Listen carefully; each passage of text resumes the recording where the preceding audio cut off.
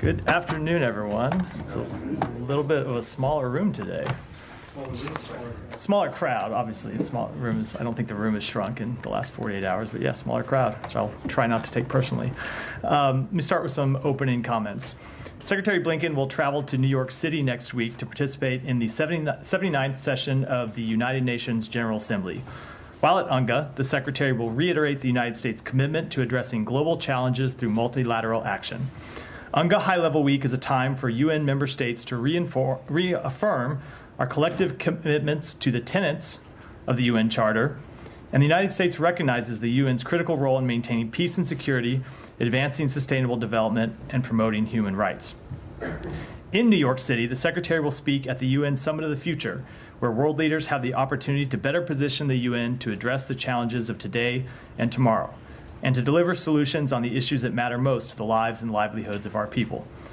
He will participate in a UN Security Council session on Russia's war against Ukraine and lead a meeting of the Global Coalition to Address Synthetic Drugs, which the United States launched last year to fight the trafficking of fentanyl and other synthetic drugs that have claimed the lives of so many Americans.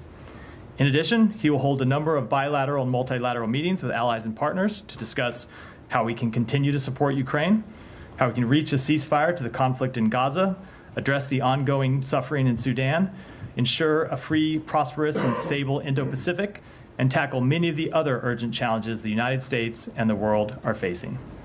We'll have more announcements about the Secretary's specific schedule in the days ahead, but he is very much looking forward to his fourth high-level week as Secretary, and I know we all look forward to seeing a number of you there as well. With that, Matt. Right, thanks. Sorry I missed the call, so. No, quite all right. A little bit late.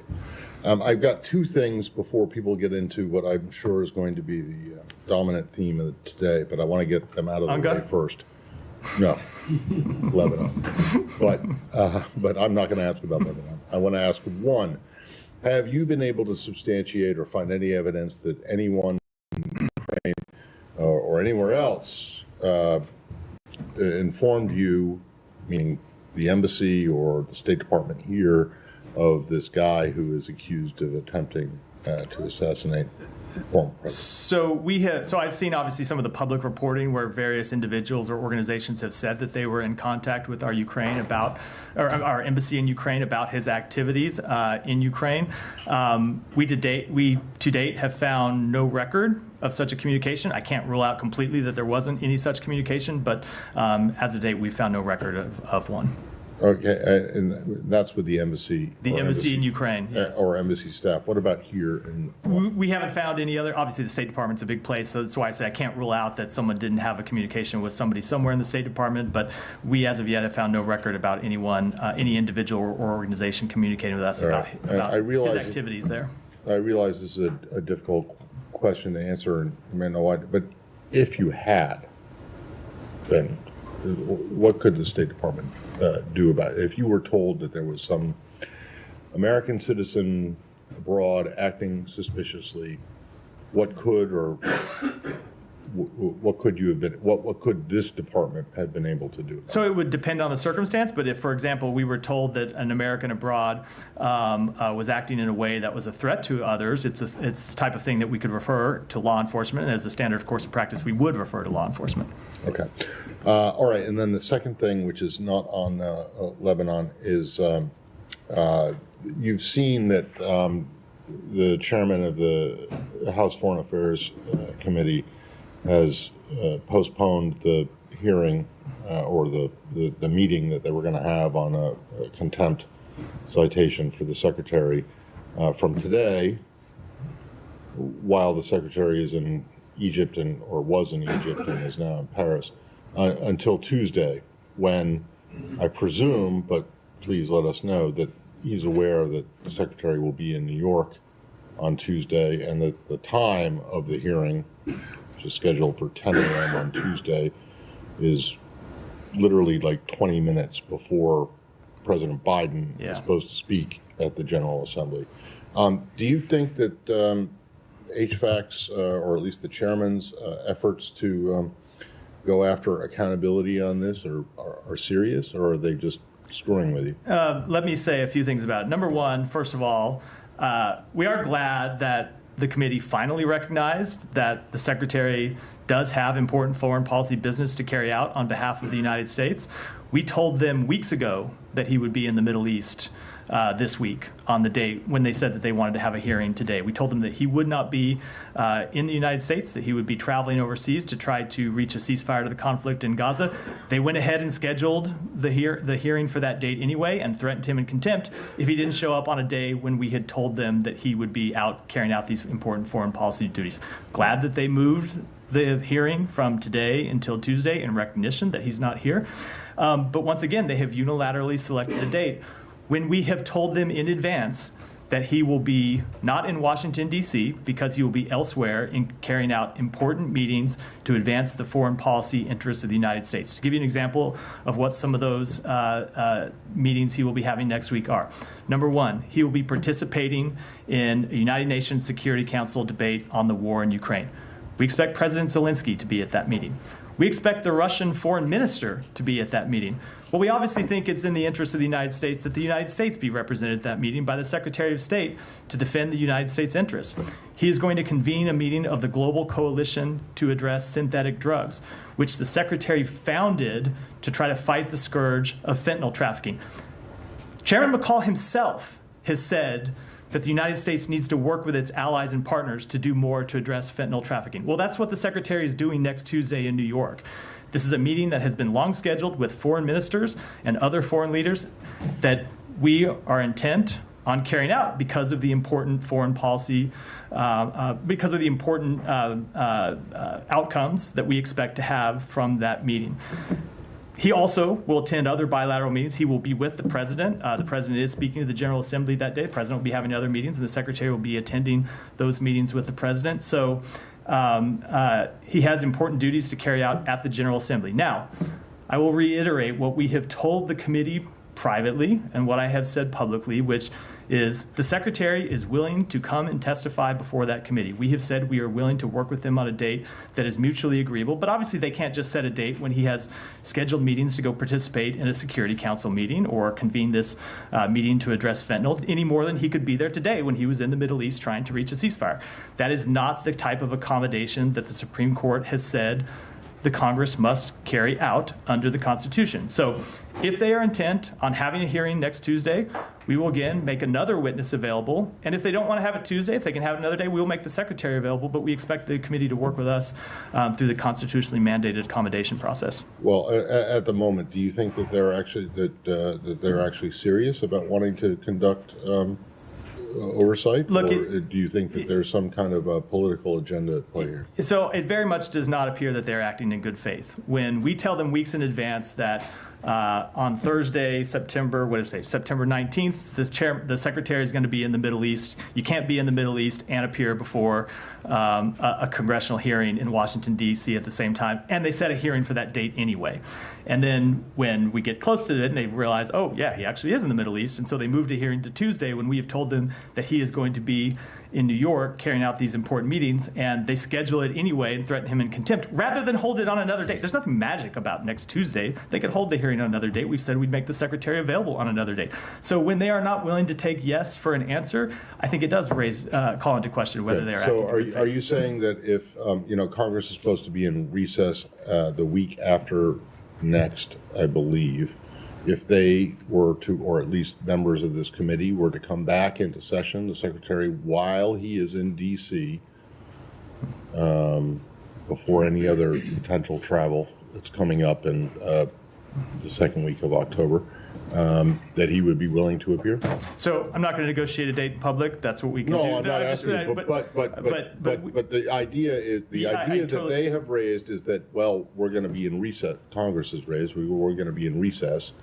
So if the secretary was asked to appear, and the committee, at least the members of the committee, would be willing to come back to Washington or to not be on their vacation, he would do that in the first week of October? So I can't commit to a specific date or a specific week here. Obviously, I'd have to look at the secretary's calendar, and we would want to discuss this with the committee first. But what we have told them is, while he's not available to testify on the dates that they've picked, we want to work with him on the next date that is mutually available to both us and the committee, and we are committed to doing that. Thank you.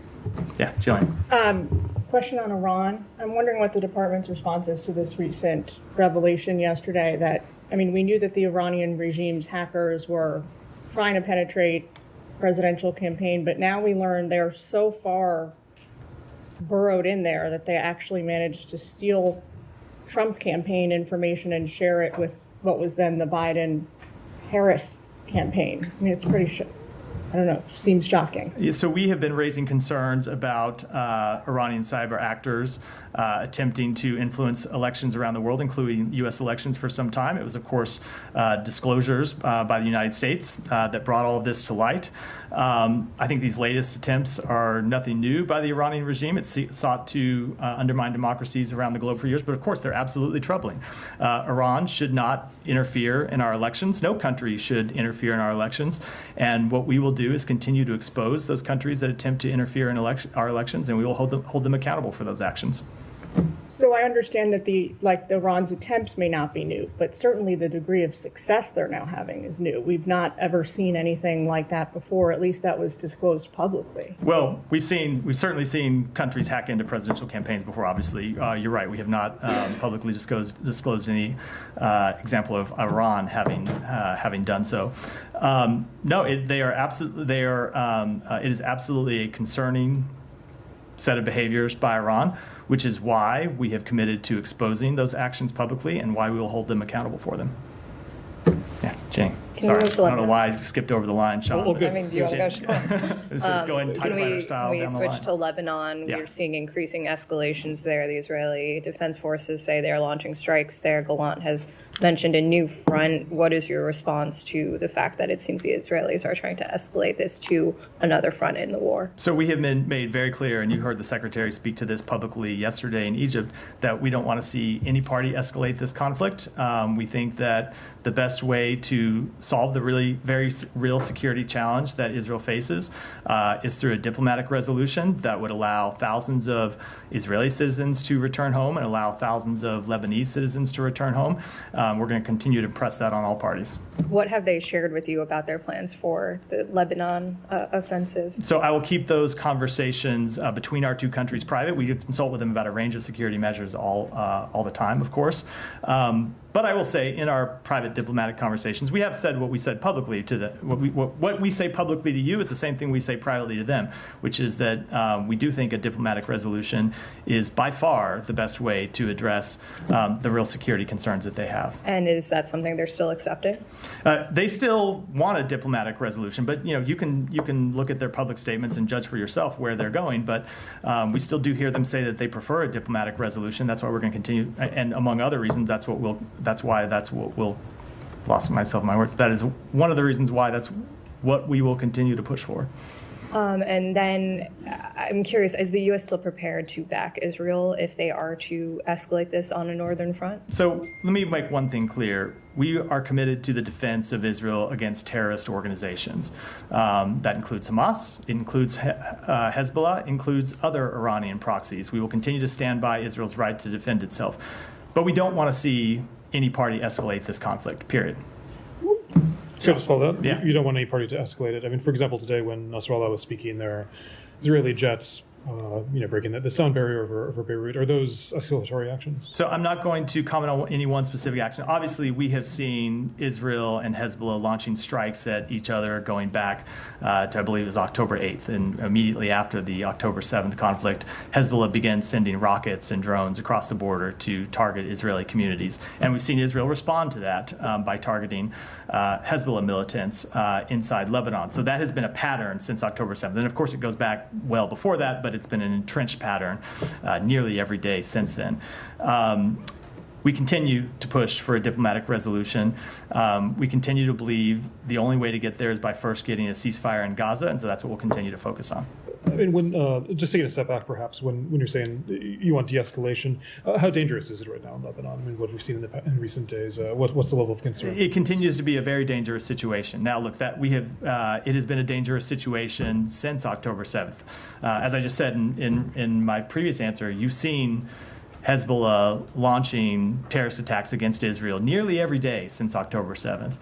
So it has been a dangerous situation, and the risk of escalation has been high. And there have been a number of points where the risk of escalation has been especially high, and that risk has receded, never gone away, but receded. And so we will continue to push to try to calm tensions, to try to urge all parties to de-escalate, and try to get to a place eventually where we can push for a diplomatic resolution. Just two more, if you don't mind. This, of course, happened. I think we've asked this before, but it's worth repeating. Amos Hochstein was there just recently. I realize he doesn't work at the State Department, but he is a U.S. envoy. What does this does this contradict at all the message he's trying to send about de-escalation, about having a diplomatic solution when this came right after his visit? So I will let every party speak for themselves. I will speak on behalf of the United States and say that, of course, we want all parties to de-escalate. We'll leave it at that. And just one final point. Again, about the nature of these explosions, the walkie-talkies, the pagers, were these legitimate targets? Obviously, Hezbollah people appear to be targeted, but they're also not just reports, but there are accounts of children being killed, for example. Is this a legitimate form of warfare? So, without commenting on these specific incidents, because we are still gathering information, as a general principle, we do believe it is an appropriate practice for any country to defend itself by fighting terrorist organizations and terrorists that attack and are committed to attacking that country. But of course, civilians are never a legitimate target in any type of military or other operation. Would you see them as targeted in this? I don't have any further comment on the incident at all. Can I follow up on that? Daphne, go ahead. Thanks. So just to follow up on Jenny's questions, if Israel invades Lebanon, will the U.S. continue to stand by Israel? I am not going to deal with any type of hypotheticals of that nature. Obviously, we support Israel's right to defend itself, but we do not want to see a further escalation of the conflict. I'm not going to deal with any hypothetical scenarios that may or hopefully will not occur. It's well within the realm of possibility. I mean, will the U.S. get involved and continue to back Israel? We will continue to support Israel's right to defend itself while making clear we don't want to see any party escalate this conflict, but I'm just not going to deal with a hypothetical scenario. Well, it continues to be the priority for the United States to push for de-escalation of the conflict. Now, other parties have to make their own decisions, but that will be what we continue to push for. And then just on the attacks on the communications equipment, what effect do these incidents have on ceasefire talks? The secretary was just in Egypt. What did he hear while there about the path forward and any effect that these attacks have on the ceasefire? So I think it's too early to speculate or comment on what any type of implications might be. But as has been true in similar incidents over time since we've been trying to reach a ceasefire to this conflict, the continued loss of life ought to encourage all parties to reach a ceasefire. It ought to be in the interest of all parties to reach a ceasefire that brings the hostages home, that stops the death of civilians in Gaza, that decreases tensions across the blue line, that decreases tensions across the region. So I can't tell you what the actual effects will be, but I can tell you that the way we look at it and see, when you see continued incidents that bring death and suffering and instability, that ought to be an incentive for reaching a ceasefire, not a disincentive. Can't say it will be, but it ought to be. It's been a couple of days now. Have you seen any effects so far on the ceasefire talks? We continue to push for ceasefire, but I'm not going to get into where things stand publicly. Yeah, go ahead. There was reportedly another ceasefire proposal presented to the U.S. by Gal Hirsch in the Prime Minister's office, and all in all, which offered Sinwar, exile opportunities. What does the U.S. make of this? Do you think that's an actual realistic plan? I don't think it's productive for me to comment on it publicly. I will say what you've heard us say before. We continue to push for a ceasefire. It continues to be our top priority when it comes to this conflict. The Secretary was engaged in these conversations yesterday with the President of Egypt and the Foreign Minister of Egypt. There are other conversations ongoing at different levels of our government with the intermediaries, but I don't think it's helpful for me to kind of comment publicly on various proposals that are floated. Is it being considered at all seriously by the U.S. government? I just don't think it's productive for me to talk publicly. But I'll say that the proposal that we continue to focus on is the one that the president laid out in his address on May 31st, that was endorsed by the United Nations Security Council, that was agreed to by Israel, that Hamas agreed to parts of and rejected parts of, and it has been the subject of negotiations for some time now.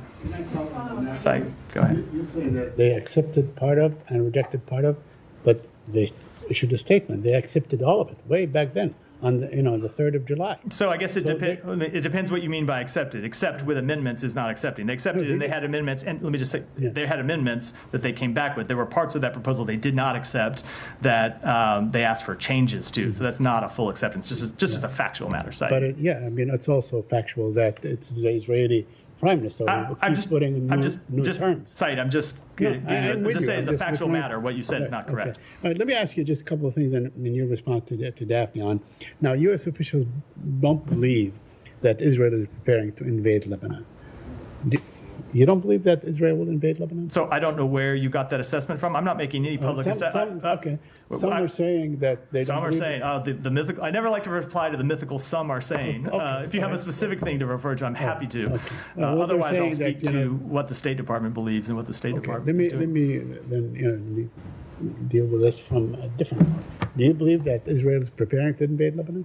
So, as I said, in response to I think Daphne and Jenny's question, I will let every other country speak for what it is doing, what it is planning to do, and I will speak for what the United States is doing. And the United States continues to push for a de-escalation of tensions, not an escalation.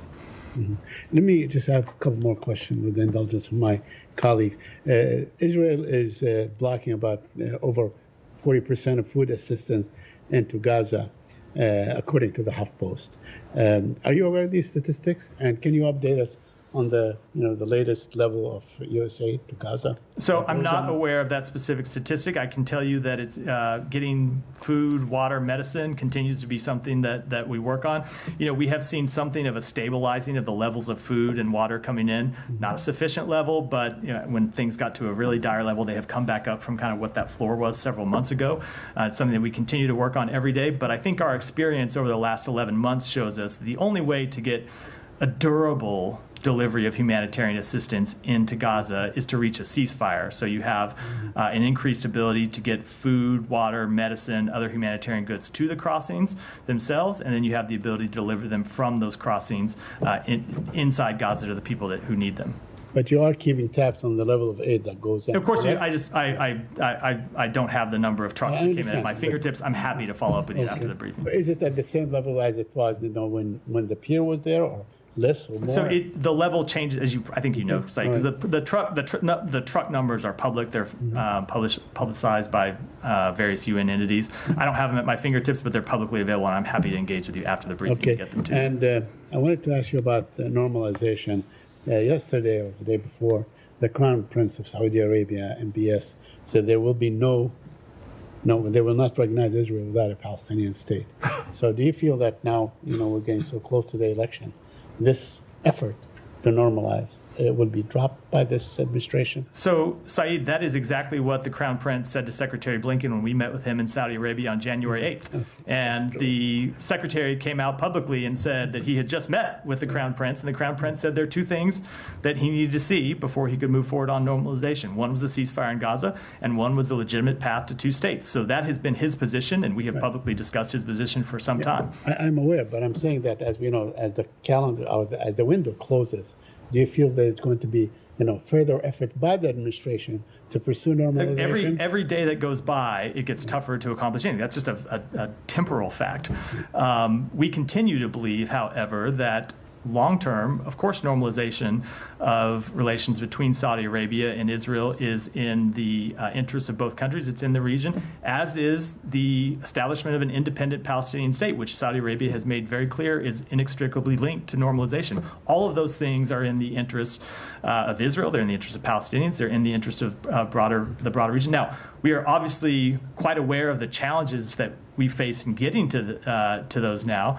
The fighting in Gaza continues to wage on. We continue to work to get a ceasefire. But as a long-term goal, of course, it has not changed as one of our foreign policy goals. Yeah, Hudson. Can you put any meat on the bones to the sort of urgency to try to calm tensions between Lebanon and Israel? Are there any sort of calls or U.S. government travel you can read out at all? There are some reports that the Pentagon secretary is no longer going to visit this weekend. So I'm not going to speak to the travel of people in other departments.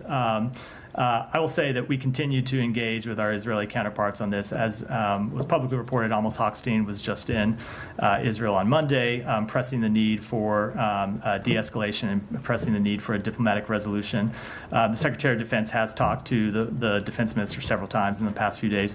We've had conversations between State Department officials and Israeli officials. Those will continue. They will continue at the senior-most levels of the government. At times, we'll read those out, but I can't announce them. I can't make them. I can't announce them publicly before they occur, of course. And calling for calm has been sort of a routine recital by the administration. Do you have any response to criticism that the U.S. calling for calm while continuing to arm Israel is not a successful strategy for reducing tensions? So let me say this. First of all, as I said earlier, we continue to be committed to the defense of Israel. You look at the security situation that Israel faces, where they have Hezbollah on their northern border. They have a terrorist group in Gaza that's committed to the destruction of Israel. There are terrorist groups that operate in the West Bank that are committed to the destruction of Israel. Iran, of course, is committed to the destruction of Israel. So, of course, we are committed to Israel's security. By the way, we are required by statute to guarantee that that Israel has a qualitative military edge over rivals in the regions. It's not a discretionary question. It is a statutory requirement, and it is one that we are committed to. So there is also an important deterrent effect to the United States continuing to send a message to Israel's adversaries that if they attack Israel, we will defend it. And that's a message that we will continue to send loud and clear. It just seems like when the U.S. is visiting in the region, there are escalations that happen, sometimes by Israel's enemies, oftentimes by Israel, that seem to catch U.S. officials by surprise. And it would seem to raise questions about the competency of U.S. policy. So first of all, I don't think the calendar exactly lines up, only because there are various escalations that happen in this conflict, not on a daily basis, but pretty regular basis, and there are U.S. officials traveling on a pretty regular basis. So when you have U.S. officials in a region that is by its nature volatile, where there are actions happening all the time, of course there's going to be some overlap, but oftentimes there's not overlap. So I think you're drawing an inference that I think in college I was taught was correlation, not causation. It remains a very difficult, volatile region. That has been long before President Biden took office. It will probably continue to be true long after President Biden leaves office. What I can tell you the United States will continue to do is to apply all of our diplomatic muscle to trying to ease tensions, to trying to de-escalate tensions. And if you look at the various points since October 7th, when there was real concern that this conflict would spiral out of control and lead to all-out regional war, the diplomatic efforts that we have pursued have been able to prevent that from happening on a number of different occasions. That, of course, is no guarantee for the future. The investment line about past results being no guarantee to future success. But what it is a sign to us that that's what we need to keep doing, that we need to keep, even in the face of a very difficult situation, doing everything we can to urge all parties to de-escalate tensions, to try to restore calm, and try to refrain from taking steps that can't be reversed. Causation isn't correlation, but don't U.S. officials risk becoming just part of the furniture in the Middle East, where they're not really taken seriously in anything? I think the example I was just going through shows exactly the opposite. There have been times throughout the past 11 months where U.S. engagement with our allies and partners in the regions and the messages that we have been able to organize various allies and partners to send to Iran, to Iranian proxy groups, and the messages that we have delivered to Israel and to other countries have kept this conflict from spilling out of control. Now, as I said, it remains a very difficult, volatile situation, and the situation could escalate at any moment. But we're going to continue to try to prevent that. So far, we have been successful of keeping it from turning into an all regional war, and that's what we're going to continue to try to pursue. Tom, sorry, Olivia, sorry, I did not want to go. Just wanted to pin down some of the basics again on the exploding pages. I mean, is it still your position that you are not saying publicly who you believe carried out these attacks? I don't have any comment on it at all. And is there any reason that you wouldn't say what your assessment is of who carried these out? I just don't have any comment on it at all. Okay. 2 days ago, you said the US was not aware of this incident in advance. Is that statement still accurate? The statement I made on 2 days ago was absolutely accurate. That you didn't know about the incident in advance? Correct. Okay. Because, I mean, there has been some reporting that there was a call from the Israelis to say that something was going to happen in Lebanon on Tuesday. Do you have any comment on that report? The statement I made on Tuesday was 100% accurate. Okay. And just to follow up on the point about targeting and international humanitarian law, I mean, presumably the State Department is aware of the amended Protocol 2 of the Convention on Certain Conventional Weapons, which prohibits the use of booby traps or other devices in the form of harmless portable objects. Is that something you're taking into account when you're assessing and gathering information on this? So we take into account all of the relevant provisions of international humanitarian law when it assesses, when we assess incidents of this type and other incidents throughout this conflict. I don't pronounce judgment on those from this podium, but those are the types of things that we look at. Yes, absolutely. And given, I mean, just to reiterate the point, I mean, thousands of explosions, 2 children killed. You know, we've seen explosions in public places, in grocery stores, on the streets, healthcare workers among casualties. I mean, does that feel to you like a targeted attack that falls within the remit of international humanitarian? So I'm not going to talk about feelings here. We deal in factual assessments of law. Those are the type of assessments that we conduct over time, where we gather information and make those assessments based on the facts, based on the law. Those assessments are ongoing. It's not to speak to this incident or any specific incident, but those are things we take very seriously. Olivia. Thank you. Just to actually follow up on what Tom was asking you, you did have a comment on the pager incidents earlier, which is to say that the U.S. is still gathering information. So to what end is it gathering information? Is it to arrive at public attribution for these incidents or not? We continue to gather information for a number of different reasons. I'm not going to speak to them publicly. Do you expect to arrive at public attribution for these incidents? So I wouldn't want to prejudge today what steps we may or may not take in the future. I mean, in the past, when there have been, call them covert operations, the U.S. has declined to comment until it became common knowledge what actually happened, which seems to be the trajectory here. So is there a reason why, at this stage, the U.S. is not willing or able to say what has happened in its view? Only that I continue to gather information, but I don't have any comment. It's not to say we won't in the future, not to say that we will, but as of today, I don't have any comment on the incident. Okay.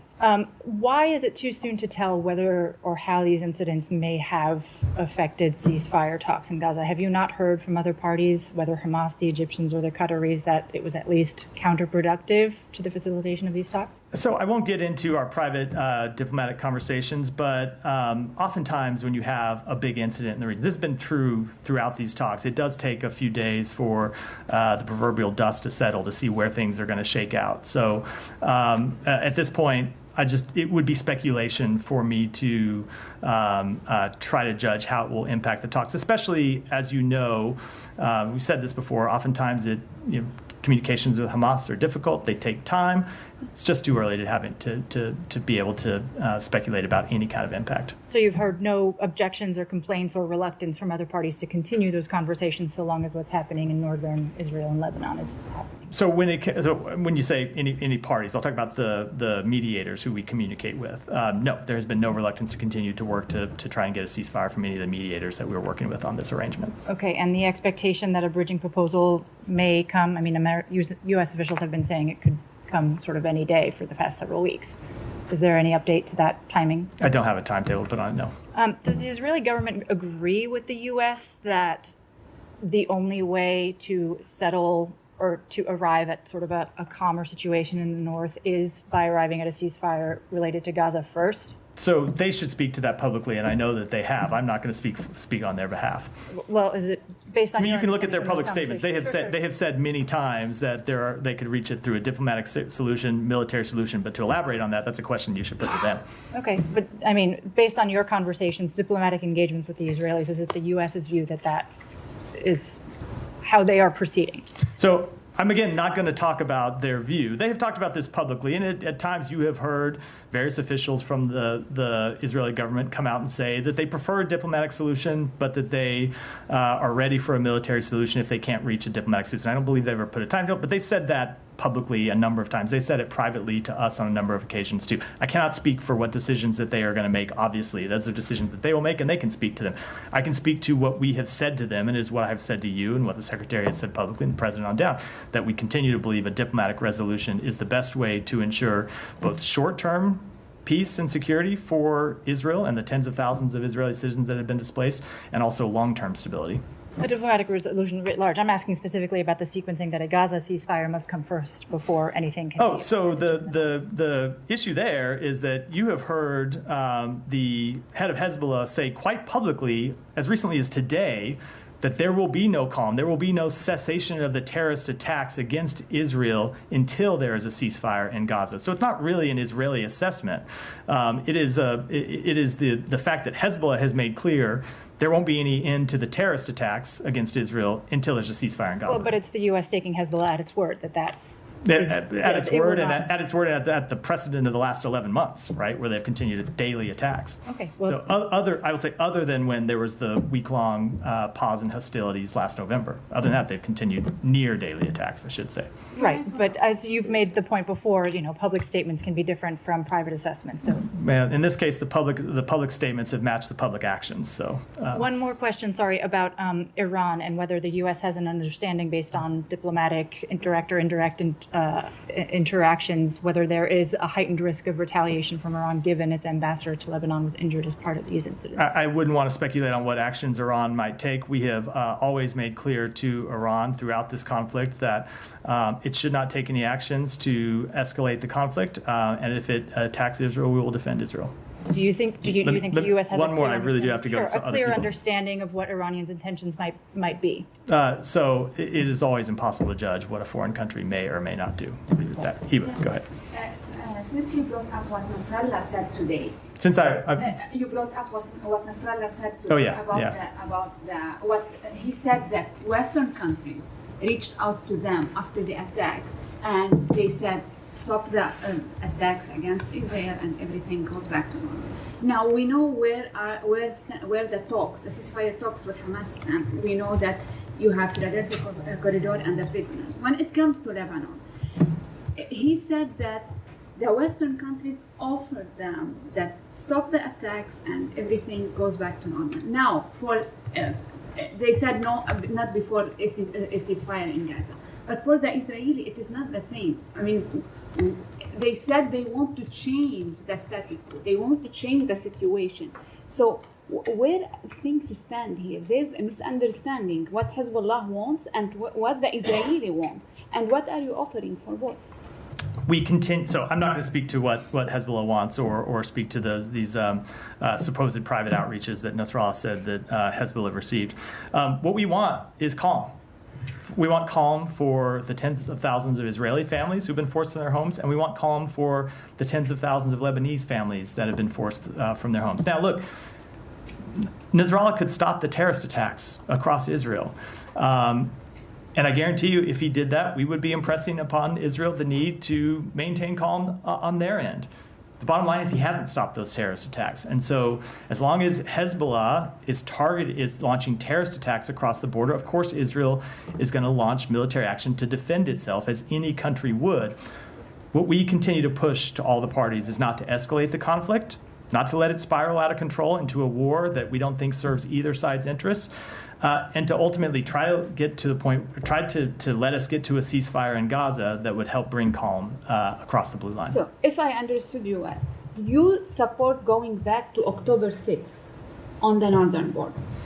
We want a diplomatic resolution. I am not going to speak to what that diplomatic resolution would look like in public. I don't think that's productive. Okay, one more question. Nasrallah also said, in case of a ground military operation by the Israeli, Hezbollah will operate inside Israel. He said, he threatened that there will be operations inside the settlements. You've been saying that a military operation also won't bring the Israeli citizens back to the north.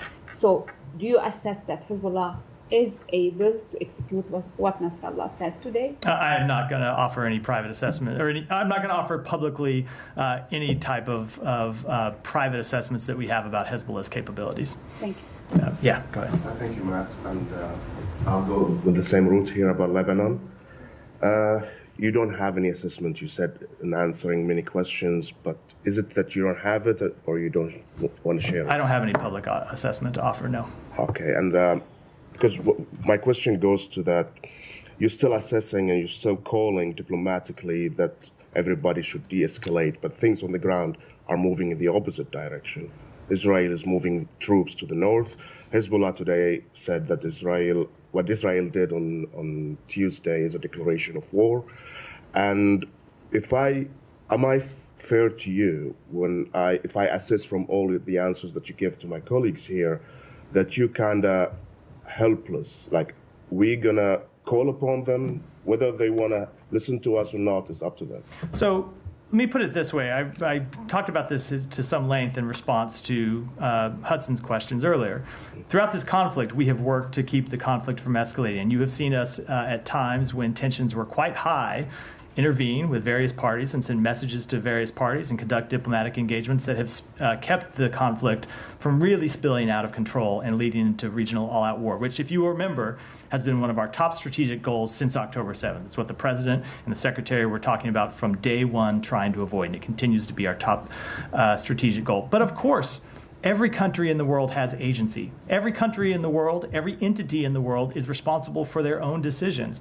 The United States, no other country can dictate to any country or any entity what they're going to do. Now, we can continue to engage diplomacy. We can continue to engage in all of our best efforts. We can continue to rally our allies and partners. But of course, it's true that countries make their own decisions about their future and what they're going to do. That has always been true. It will continue to be true. It goes to the point I was saying earlier. The Middle East has been a volatile place for a long time. We have been engaged in the region for some time. And of course, since October 7th, we have been engaged to try to bring down tensions. But ultimately, yes, every country is responsible and every entity is responsible for the actions that they take.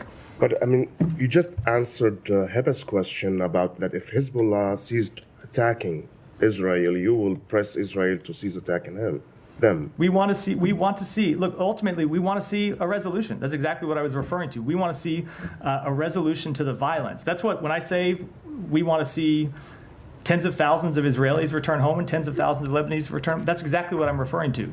We want to see calm along the blue line. How you can guarantee, for example, to Hezbollah, if some commander in Hezbollah got a notification and he said, okay, the Americans will stop this. Come on, you're not naive about the history of the Middle East and know that if there are no guarantees about long-term stability. All we can do every country can do is do our best to calm a very difficult situation, try to get immediate calm and try to build that into lasting peace and build that into regional stability. It is, of course, incredibly difficult. It's a hugely difficult process, or someone would have solved this problem a long time. But that's what we're engaged in trying to do. All right, Alex, go ahead. And then I've got about 5 minutes left because I believe the president's speaking. So if there's anything else, let me just move on because I've got 5 minutes left. And I assume there are other questions in the world people want to cover. Different region. Starting from Anga, you highlighted Lavrov's name as an important case. You don't expect an engagement between the secretary and him. I do not, no. The Finnish president yesterday went on the record calling to put Russia out of Security Council and take away Russia's voting power. What is the official American response? So I think that is something that people have called for at various times through the process, or various times since Russia launched or expanded its illegal invasion of Ukraine. If you look at the UN bylaws, it is something that would be incredibly difficult to achieve, if not incredibly difficult to achieve. But you if it was possible. We are focused on things that are possible, not things that are not. South Caucasus, Armenia yesterday announced that they apparently managed to, stop a Russian plot against Armenian current prime minister and his office. So they were trying to stage a coup in Armenia. Are you very aware of that plot, and do you have any reaction? Is Armenia, how vulnerable has Armenia been throughout this time? So we have, we have seen, of course, and have spoken publicly to a number of actions that Russia has taken to try and destabilize its neighbors, to try and destabilize countries across Europe. We will continue to expose those plots when appropriate.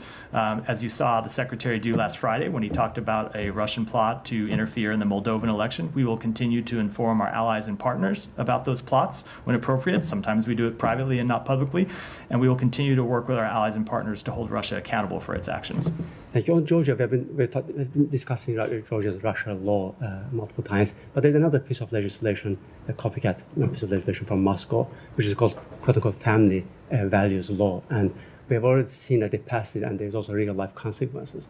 There's a transgender was murdered, found murdered 2 days ago. Do you have any reaction? So I know that they passed that law. I believe it has not been fully enacted into law, and there are questions about the ultimate status of the legislation and whether it will become law or not. But look, as we have been saying for months, that Georgia has been moving away from its stated desire and the evident desire of its people for Euro-Atlantic integration through anti-democratic actions, through crackdown on vulnerable and marginalized people, and this law is very much in keeping with that. And finally, for me, some of us yesterday covered the signing of U.S.-Serbian energy agreement, and you guys called it strategic partnership. And hours after that, Serbia and Russia announced that they're going to have next week energy dialogue. Is the quote-unquote strategic partnership phrase overused here? Is the what phrase? Have you guys overused strategic partnership when no. it comes to energy? No. Go ahead. Yeah, I have a follow-up on Ukraine. A few hours ago, the European Union approved the resolution for the European weapons to be used finally on Russia territories. Not all states, such as Italy, approved that resolution. What was the first reaction from the Department of State to this news about the use of European weapons in Russia? And then I have a follow-up. Sure. So this is something that we have been discussing with our allies and partners for some time. You have seen some European countries allow their weapons to be used on Russian soil, targeting Russian interests that are engaged in attacks against Ukraine just across the border. We, of course, have allowed U.S. weapons to be used in those attacks. As for when it comes to every country, they, of course, have to make their own decisions about how they are going to allow any weapons that they provide to Ukraine to be used. And those are conversations we'll continue to have with our allies and partners.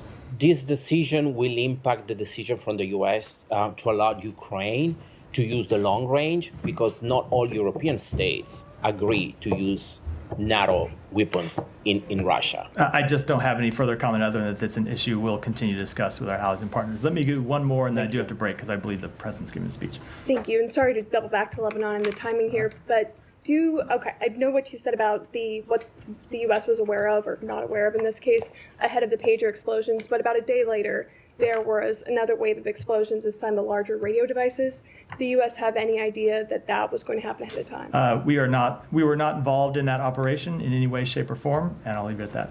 So no awareness, or didn't say whether you were aware? We were not involved in the operation. And with that, I have to break for today. Thanks, everyone. I have one more question.